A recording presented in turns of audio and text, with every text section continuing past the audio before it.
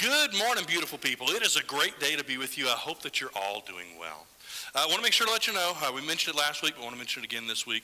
The first Sunday in May, we're going to have a new class for, that just covers Christian basics. So if you've been wanting to talk more in terms of Christian basics, if you've been wanting to learn more about Christian basics, that would be a good time. Or if you've been, that one person's been in your mind, you say, man, I really wanted to invite them with me, that would be the good time to bring them here. So first Sunday in May. Let's read our text together. John chapter 14, verses 1 through 3. John 14, 1 through 3. Let not your hearts be troubled. Believe in God, believe also in me. In my Father's house are many rooms. If it were not so, would I have told you that I go to a place to prepare for you? And if I go and prepare a place for you, I will come again and will take you to myself, that where I am, you may be also.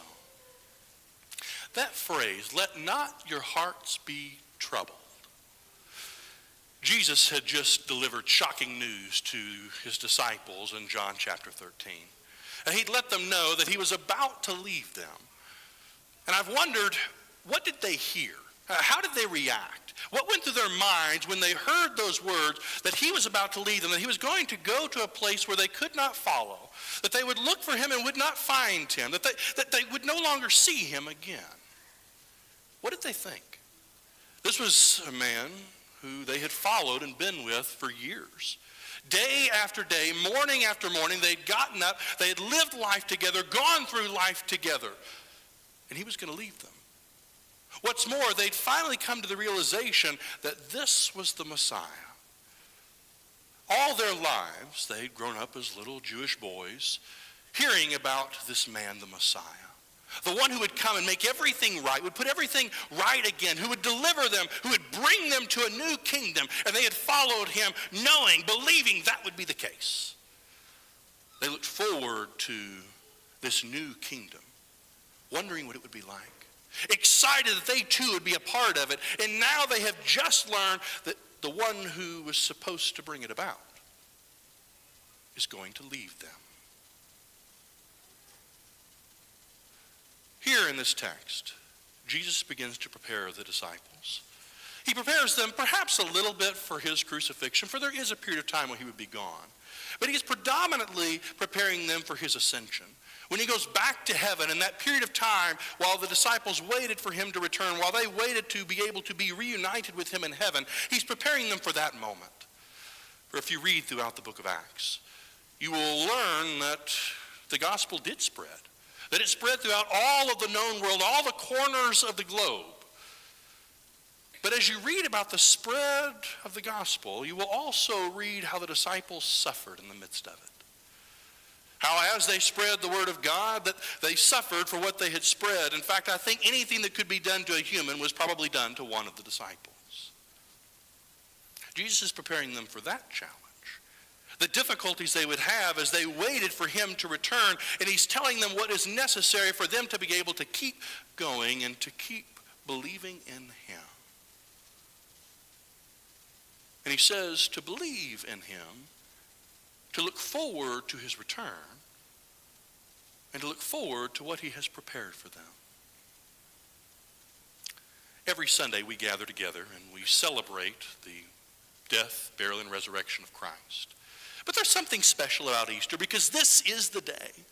This is the day where this morning power burst forth from the grave and out came Jesus so that we could live again. And for those of us who believed in him, who've been baptized in his name, we have hope because he is risen and he is alive again. And what a glorious day it will be to walk through those pearly gates. But in the meantime, we, like the disciples, we wait. And waiting can be a little bit challenging. One, because we kind of like things to happen now. But two, because waiting can be hard because of the location in which we wait. There's a principle in the old that we're introduced to in Hebrews. It's called the shadow principle. And it goes like this, that everything in the Old Testament is a shadow of what is in the New. That Moses is a shadow of how Jesus would bring about a new covenant. that the sacrifices given in the Old Testament are a shadow of how Jesus would give the ultimate sacrifice there on the cross. And that even the journey from Egypt to the promised land is a shadow of the journey that we as human beings, that we as Christians face. That Egypt is a shadow of how we were slaves to sin. And that those of us who've accepted Christ, we have been rescued from that slavery and we're heading towards the promised land, that is the promised land of heaven. Now follow me. If Egypt is a shadow of our slavery to sin, if the promised land is a shadow of heaven, what does that make the wilderness? For those of you who've been in Dan's class on Sunday morning, you already know the answer, and that is the wilderness is now. That we live in the midst of the wilderness. We exist in the wilderness. My understanding of wilderness changed forever, and some of you have heard this story before, just bear with me. My understanding of wilderness changed forever when I moved here, because I moved from Michigan where it is still cold. There is still snow on the ground. Did you know that? I moved from there to here, and my understanding of what wilderness was and is changed forever, because here in the desert, everything wants to kill you. The plants want to kill you. The animals want to kill you. The sun itself wants to kill you. Everything out here wants to kill you, eat you, maim you, or somehow cause you harm. It's beautiful, but it's dangerous. And the same is true of the life in which we live now as Christians here in the wilderness that is this world, that it's beautiful, and yet it's dangerous at the same time. That seems like everything that we encounter at some point in time wants to kill us, eat us, maim us, or somehow cause us harm. That is just hard. So how do we as Christians, who know the promise that we have of eternal life, how are we to wait in the midst of the difficulty of this wilderness? We are to follow the same example, the same principle, the same idea that Jesus gave his disciples of how they could survive the difficulty of waiting while they waited for his return. And that is to look forward to what Christ has prepared for us. If you got your Bibles, go ahead and turn me to John chapter 14. I know we just read it, but I'd like for you to see it. How many Bibles are there? What a great sight. John chapter 14. Verses 1 through 3.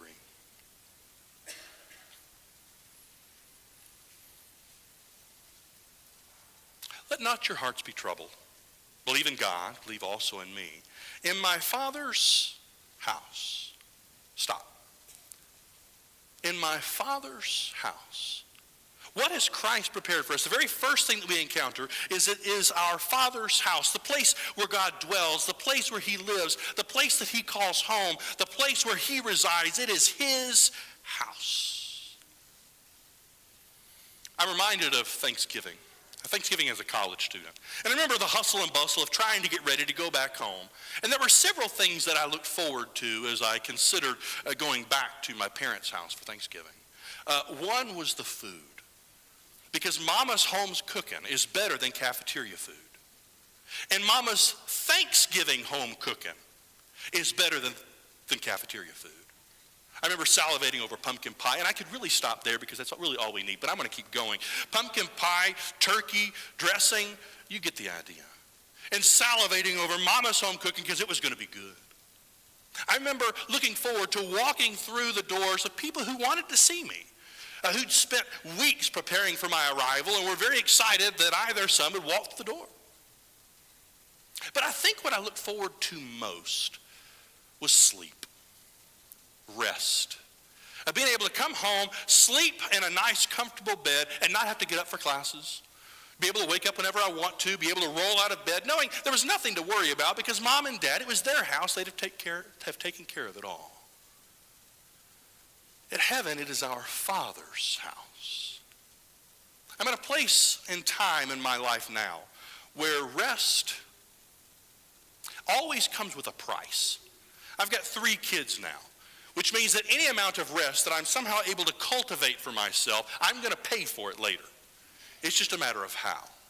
If I put them to bed early, they're going to be up early in the morning. If I try to put them to bed late, because I'm going to work it out, right? I'm going to put them to bed late so they sleep in. No. Put them to bed late, they're going to wake up early in the morning. No matter how I try and carve out rest for myself, it comes with a price. But in our Father's house, rest doesn't come with a price. It's a rest from all that wearies us. A rest from work. A rest from the aches and pains that exist. A rest from worry and concern. It is complete and total rest because we know that our Father has been waiting for our arrival. That he will be joyful when we walk through his doors because he spent all of this life since the beginning of creation waiting for us to walk through those doors to him, and he has prepared it so that we could rest. Our Father's house.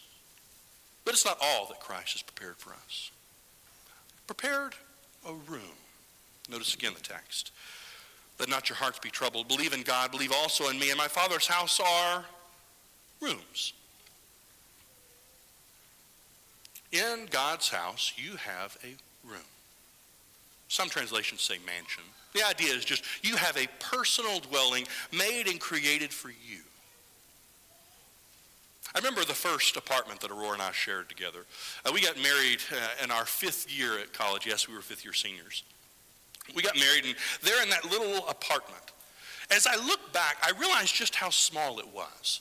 You could sit at the dining room table and reach in to the drawers that were in the kitchen without having to get up. It was so small. It was the size of a postage stamp, but to us it was huge. And I remember how excited we were to talk about what kind of furniture was going to be in there, what we were going to do with the decor, what pictures we were going to put up. We just thought it was the grandest place. Do you remember your first room? Remember your first house? Your first apartment? Remember the joy of picking out, what am I going to do here? And I could do this here. I could decorate it this way. I could put that picture over there. But maybe it looked a little bit better over there. What was it like to have your own spot for the first time? The joy of having something that was yours. And in our Father's house, you have a room that is yours that has been curated by Christ. What's it going to look like, I wonder? What do you think is going to be in it? How do you think the walls will be decorated? Will it have walls? One thing I'm certain of is whatever is in your mind right now, whatever you have imagined that heaven might look like, I'm sure that it falls short of reality. One, because if you've noticed how heaven is described throughout the Bible, it takes the most precious stones, the most beautiful colors, and puts them all together, but they're all creations of God, because how do you describe a perfect spiritual realm to those of us who haven't seen it yet? So I know it'll be good. But Jesus tells us that no eye has seen, no ear has heard, no mind has imagined what he has prepared for those who follow him. So whatever is in your mind, I am confident it pales in comparison to what it'll actually be like. I just know we're going to want to be there. In my Father's house are rooms, but not just rooms. Let not your hearts be troubled. Believe in God. Believe also in me. In my Father's house are many rooms. That it's not just us in existence in heaven by ourselves. It's not just us with our room, but that there are many rooms. Remember Thanksgiving? There was one particular Thanksgiving with my dad's side of the family. We went to Gatlinburg, Tennessee. It was my grandparents' 50th wedding anniversary, which was a pretty big deal. So we all got together and went and spent the entire Thanksgiving weekend in a rented cabin there at Gatlinburg. At the time, it was a pretty big deal because that side of the family, we hadn't gotten together as frequently as other sides of the family. Things just happen. This particular Thanksgiving was special because we were all together here in this cabin. And part of what made it so special was that, we were all together. Which meant when we woke up and it was time for breakfast, there they were. When it was late at night and we really should have been in bed, there we were sitting at the table talking about things past. Reminiscing about memories and what had taken place and thinking about what we hoped for the future. It was the people who were there that made it so special. When we get to heaven, we're not going to be by ourselves. But generation upon generation upon generation of Christians, thousands of generations, all of those who are God's people who have followed him since the beginning of time are all going to be there. Who are you going to talk to first? I've asked that question before, and somebody said, God, that's a good place to start. I have questions. What's up with the platypus? And why begin this whole thing in the first place? I have lots of questions. Maybe he'll have time to answer them. But after you've talked to God and asked all the questions you've been meaning to ask, who are you going to see next? Maybe it'll be one of the heroes of faith. Maybe you'll go talk to Moses and ask, what was it like to talk to a burning bush? What was it like to walk through the Dead Sea on dry land? And how did you put up with those Israelites? Maybe you'll talk to Elijah and say, what was it like to have God answer you by fire there in front of all? What was it like? Maybe you'll talk to Peter. Ask, what was it like to walk on the water? And why did you fall? Maybe it'll be somebody a little closer to home. Somebody you've been missing for a while. And you're looking forward to see him again. But what we know is that we won't be alone there in heaven. And we'll have all of eternity to interact with those whom we've missed, those who we longed for, and those that we haven't even met yet but can't wait to meet. In my Father's house are many rooms. Notice again,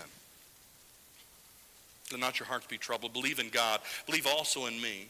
In my Father's house are many rooms. If it were not so, I would I have told you that I go to prepare a place for you. And if I go and prepare a place for you, I will come again and will take you to myself, that where I am, you may be also. You might remember that we've talked several times that any time, or that a principle of biblical interpretation is that repetition is usually important. It usually means that there's something important going on. Anytime you see a concept or a word or a phrase that is repeated or bookends a section, it's usually important. By my count, there are 2 times I go to prepare a place for you that is mentioned in these 3 verses. Anytime you see repetition, it's usually important. I go to prepare a place for you. It's part of a first century marriage proposal. It went like this. Boy comes to girl and says, hey, will you marry me? Assuming girl says yes, then the young man would say, great. I go to prepare a place for you. And for the next year, he would go to his father's house and build a room or a house onto his father's house and prepare a place for his new family to live. And part of that marriage proposal was the recognition, I'm going to go away for a period of time, and then I'm going to come back, and we're going to be together forever. That's what Jesus is saying here, is that I'm leaving for a period of time. But it's not forever. I'm leaving for a period of time to go and get everything ready, and then I'm going to come back. And I'm going to get you.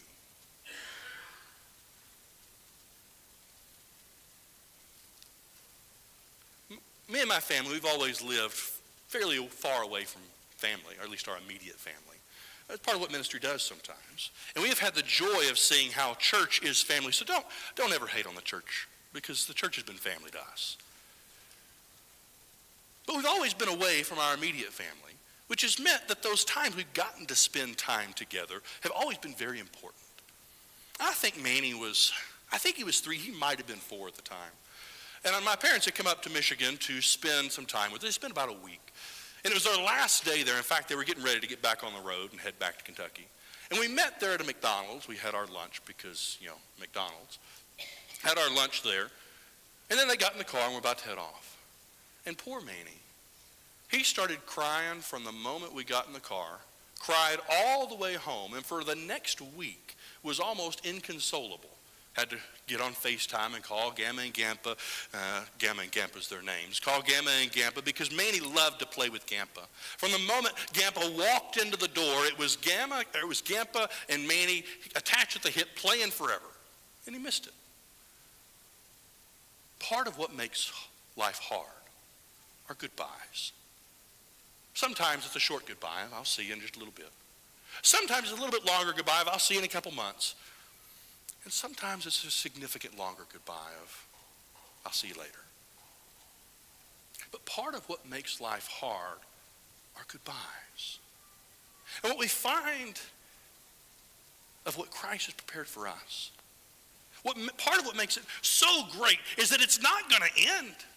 That we are together forever with all of eternity to do whatever we need to, and there will be no more goodbyes. So how do we make it through the difficult times of life? How do we make it through the wilderness? We remember what Christ has prepared for us. And let not your hearts be troubled. believe in God, believe also in me.